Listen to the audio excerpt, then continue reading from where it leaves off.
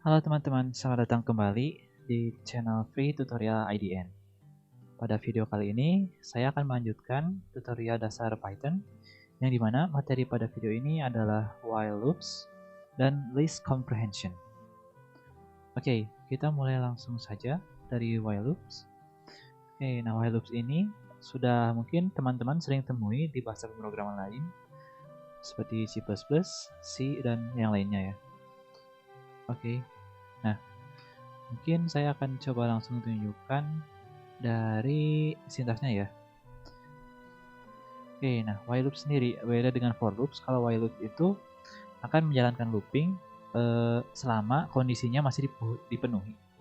Kan kalau kemarin kita menggunakan for loops itu untuk menginterasikan data-data yang ada di suatu list gitu, atau tuple ataupun string gitu kan, suatu koleksi data. Tapi ini kita dibatasi oleh suatu kondisi. Misalnya yang simple ini ya, sintaksnya itu while, terus kita masukkan kondisinya, misalkan oke, i sama dengan 0. Nah, perulangan ini akan berjalan selama i-nya itu kurang dari 6 misalkan ya. Oke, nah terus kita masuk ke statementnya. Kita print misalkan i kuadrat gitu ya. Nah, terus jangan lupa kita harus mengubah nilai i-nya gitu selama perulangan. Soalnya kalau tidak nanti akan terjadi infinite loop gitu, atau looping yang tidak ada akhirnya gitu kan. Soalnya kondisinya selalu terpenuhi. Oke, jadi i plus sama dengan 1. Jadi i-nya nanti akan terus bertambah sampai nanti i-nya lebih besar dari 6. Oke, kita langsung run saja. Seperti itu. Jadi nanti tuh i-nya itu kan dari 0, terus jadi 0 kuadrat itu 0 kan ya. Terus 1 kuadrat, terus 2 kuadrat, dan seterusnya. Seperti itu. Oke, kita langsung masuk ke yang lain, itu break statement ya. Ini masih sama seperti di for loops yang telah kita jelaskan kemarin. I explain. Oke, kita akan coba gunakan kondisinya yang sama saja ya. Misalkan beda. Oke, print i, misalkan i-nya berapa? I kali 2. Oke. Nah, ini saya akan membuat if misalkan if i kali 2 itu sama dengan misalkan 10, maka saya ingin membreak loopnya gitu. Oke. Oh iya, jangan lupa ini adakan ininya ya. Penjumlahan i-nya. Oke. Nah, seperti itu. Nah, tapi kalau misalnya i-nya kondisi ini tidak dipenuhi, semisal saya masukkan 100 gitu ya, maka ini akan ngeprint terus sampai akhir itu ya, 0 sampai 9, sampai 2, 18. Seperti itu. Oke. Saya kembalikan lagi ke awal. Kita masuk ke continue statement. Okay, I'm going to copy paste this code. So let's make it a little bit faster. Oke, nah sekarang kita pakai continue saja ya. Ya emang ini continue. Jadi nanti ketika kondisi ini dipenuhi, saya akan menambahkan statement continue. Jadi nanti akan dilewat gitu ya. Nah sebenarnya harusnya ini di bawah ya printnya. Kalau emang mau seperti ini, berarti nanti yang hasilnya 10 nanti tidak akan di print. Seperti itu. Continue. Yep. Just like that. But wait, I think there is something strange here. Kenapa 9-nya tidak ke print ya?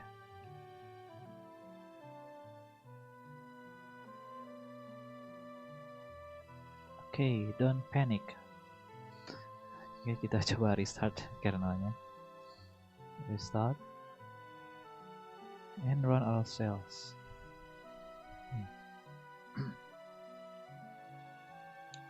Tunggu sebentar.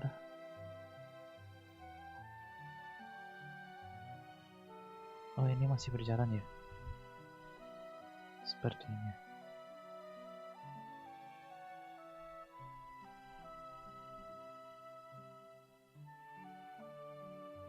Oke, apa ya yang terjadi ya?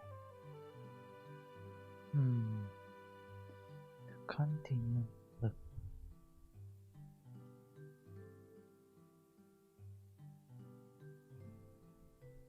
Oh iya, saya paham apa yang salah.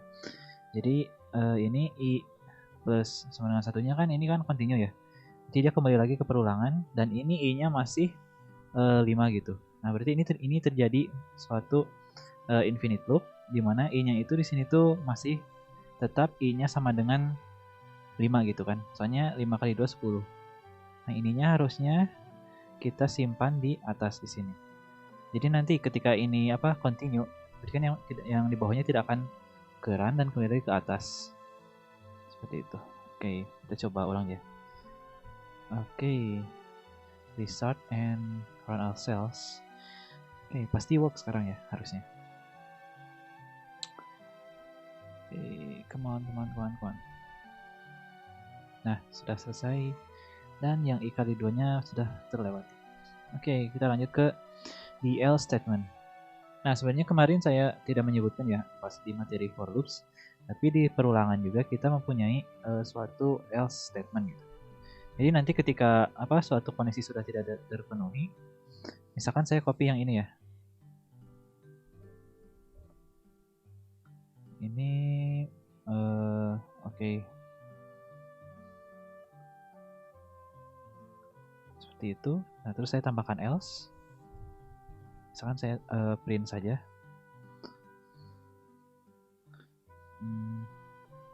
Nilai dari I sudah tidak kurang dari 10. Oke, coba run dan voila seperti itu. Jadi yang else ini pasti akan keren gitu ya ketika kondisi ini sudah tidak berlaku, sudah tidak true, sudah false. Soalnya kan nanti kan ketika si I-nya itu udah 10 berarti ya, berarti dia udah sama dengan 10 kan, bukan kurang dari, berarti dia kondisinya bakal false, maka dia nanti akan ngeran yang else. Seperti itu. Oke, sepertinya cukup ya untuk while loops. Nah, sekarang kita masuk ke list comprehension. Mungkin ini yang agak lebih akan saya tekankan. Nah, kenapa sih kita menggunakan list comprehension? Oke, pertama-tama coba perhatikan kode berikut.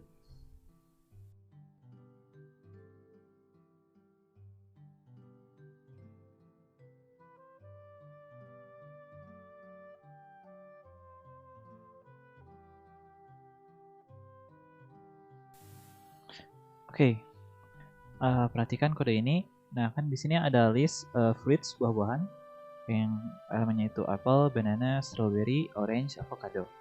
Terus, nah kita ingin masukkan setiap nama-nama buah di sini yang ada huruf A-nya. Dia akan dimasukkan ke list baru. Nah, tentu saja karena di sini setiap buah-buahan ada huruf A-nya pasti akan masuk semuanya. Oke, saya coba ubah deh satu. Yang ini jadi kiwi.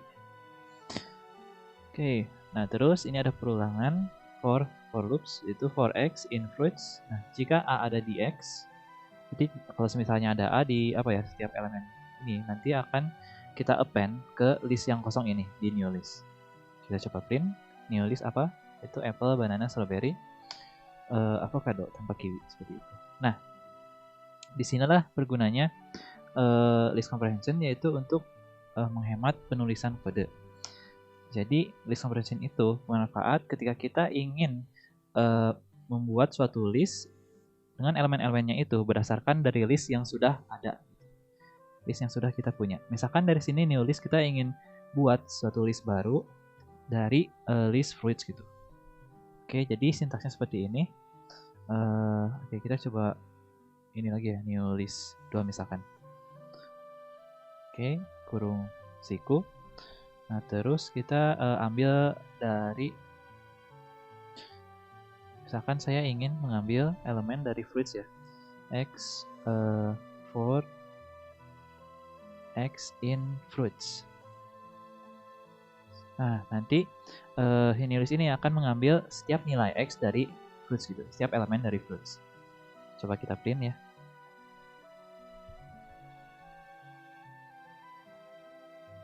Nah, seperti itu. Lebih hemat kan ya penulisannya daripada yang ini. Dan kita tidak perlu menuliskan fungsi append gitu, methods append. Seperti itu. Nah, terus juga list compression ini kita bisa menambahkan suatu condition gitu. Misalkan seperti yang tadi ya, ini kita cuma pengen ada yang ada huruf A-nya gitu dalam buah-buahannya. Oke, misalkan kita bikin new list tree di X for X in fruits. Nah, baru ditambahkan di sini if A in, oke maaf, harus tambahkan string ya. If A in X, seperti itu. Oke, kita coba print new list tree. Seperti itu, yang kiwi tidak terpanggilkan, soalnya kita memakai suatu conditional. Oke, lanjutnya itu iterable. Nah, ya kita bisa apa ya, mengambil apa ya, ininya tuh bukan hanya berdasarkan list saja, tapi berdasarkan tuple, berdasarkan apa ya, range gitu. Pokoknya koleksi-koleksi data yang lain gitu. Kita bisa jadikan suatu acuan dalam membuat suatu list yang baru pada list comprehension ini. Misalkan kita dari apa ya, range saja ya. Ingin cepat, misalkan X for X in range 100 misalkan ya. Oke, kita coba print new list for. Nah, cepat kan? Seperti itu. Ataupun misalnya kita ingin menambahkan suatu ekspresi ya di sininya. Misalkan kita ingin apa yang lebih spesifik gitu. Oke. Oke, saya tunjukkan di bagian ini expressions. Misalkan kita buat lagi new list 5. Misalkan X for X in fruits, yang nama buah-buahan yang tadi. Oke, mungkin saya coba panggil ulang ya, biar tahu gitu itunya apa saja isinya. Nah, ini isinya. Nah, kita tahu bahwa yang di dalam ini elemen-elemennya berupa string ya. Nah, di string sendiri ada suatu methods, itu built-in function di dalam string yang kita bisa membuat setiap huruf yang ada di dalamnya itu menjadi caps lock gitu. Yaitu dengan menambahkan metode upper gitu ya. Seperti itu. Maka nanti akan diperoleh new list 5. Jadi caps lock semua. Seperti itu. Ataupun misalnya kita ingin mengembalikan gitu ya. Ini jadi oke, tidak jadi. Oke, yang lain. Misalkan new list 6. Misalkan ininya kita akan buat reverse. Apa bisa ya di sini? Saya kurang tahu. Oke, ternyata di string tidak ada reverse ya. Oke, terus mungkin apa ya yang ingin kita coba? Capitalize. Oh ya. Nah, kalau capitalize itu berarti nanti setiap apa ya, huruf pertama dari stringnya akan jadi capital. Jadi seperti ini, apple, banana, strawberry. Ini biasanya kita pakai capitalize itu ketika menginsert data nama dan apa ya, banyak mungkin ya data-data yang masuk di sana itu tidak dalam bentuk capitalize. Misalnya list di bawah ini ya, nama.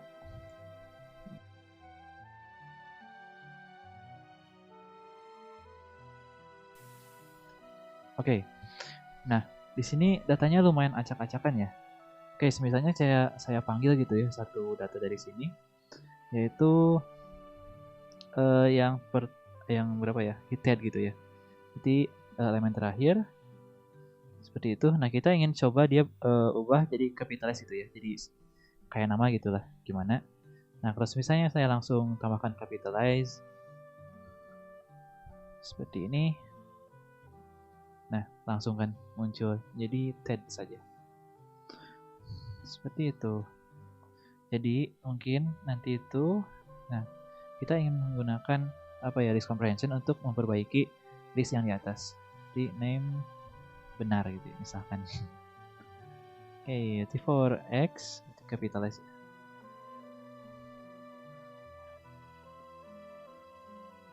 For X in name print. Oke, udah benar. Seperti itu. Oke, mungkin untuk another examples, saya akan mencoba membuat satu list angka.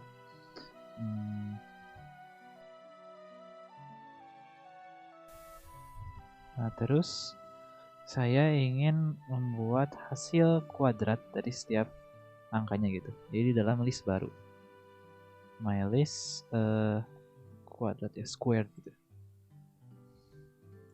Kita bisa memakai list comprehension, misalnya jadi for x, berarti x kuadrat kan ya, for x in my list print my list square, seperti itu. Oke, mungkin sampai sini saja materi kita mengenai list comprehension dan while loops. Semoga bermanfaat. Sampai ketemu di tutorial berikutnya. Thanks for watching.